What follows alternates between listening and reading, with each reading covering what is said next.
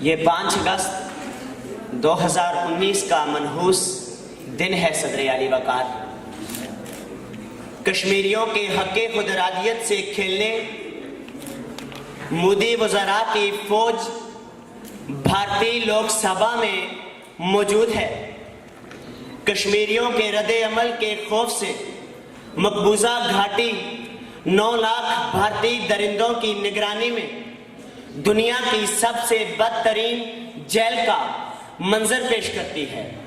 اعلان ہوتا ہے کہ بھارتی لوک سبھا نے کشمیریوں کے حق خود ارادیت کی کمر توڑ دی، کشمیر کی خصوصی ریاستی حیثیت ختم کر کے کشمیر کی زمین غیر ریاستی اشخاص کے لیے میسر کر دی۔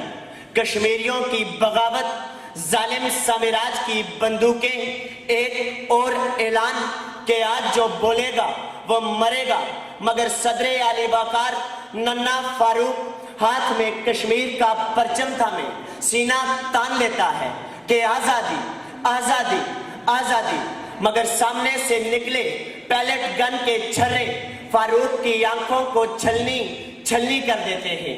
فاروق سڑک پر گر جاتا ہے۔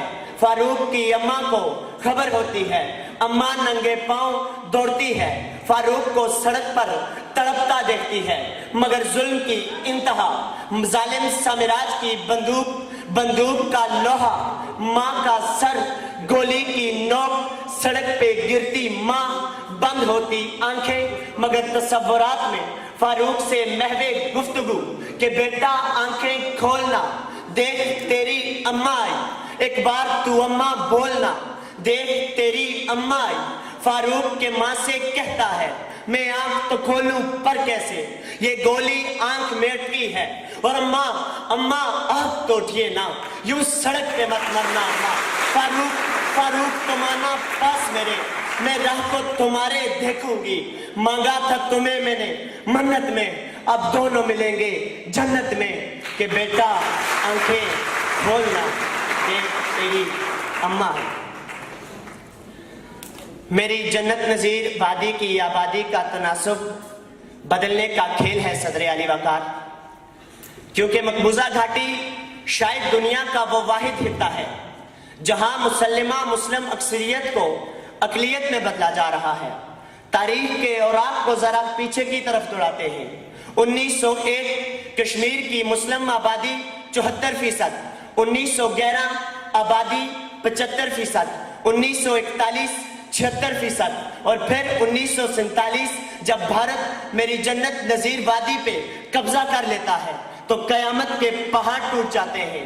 ہر طرف ظلم، لاکھوں میں شہداء، ہزاروں کی تعداد میں عصمت دری کے واقعات، لاکھوں میں لاپتہ، مگر کشمیریوں کے جذبے ٹھنڈے نہیں پڑے۔ تحریک آزادی کشمیر زور پکڑتی ہے۔ بھارتی تھنک ٹینک کشمیر میں آبادی کا تناسب بدلنے کا پلان دیتے ہیں۔ پہلے مرحلے کے نتائج دیکھیں، جہاں 1941 میں آبادی 76% تھی، وہیں 2011 میں آبادی 68% رہتی ہے، اور اب کی بار بھارت تھوک کے حساب سے ہندوؤں کو کشمیر میں بسائے جا رہا ہے۔ تقریباً 40 لاکھ سے زائد بھارتی ہندوؤں کو ڈومیسائل جاری کیے جا چکے ہیں۔ ان کی آباد کاری کے لیے ہمارے گھروں کو جلایا جا رہا ہے کہ گھر ہم سبھی کے آج جلائے گئے سنو، میری زمین پہ غیر بسائے گئے سنو، اور افسوس میرے سامنے کٹتے رہے شجر، افسوس میرے سامنے کاٹا گیا مجھے، ٹکڑے کیے گئے میرے سارے وجود کے، کشمیر تھا میں دوستو، بانٹا گیا مجھے کشمیر تھا۔ کشمیر کا فیصلہ کشمیری کریں گے صدر اعلی وقار، مگر کب؟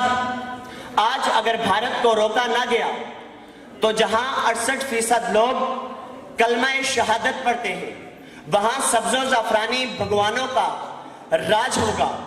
اگر تب اقوام متحدہ کی قراردادوں کے مطابق ہمیں حق خود ارادیت مل بھی گیا تو کیا فائدہ؟ تب اکثریتی رائے بھارت کے حق میں ہوگی جو کشمیر میں بسنے والے ہندو کریں گے، مگر اس سب سے پہلے مجھے، آپ کو، بلکہ ہم سب کو ایک عہد کرنا ہوگا کہ ہم اپنی زمین پر کسی ایک کافر کو بھی بسنے نہیں دیں گے۔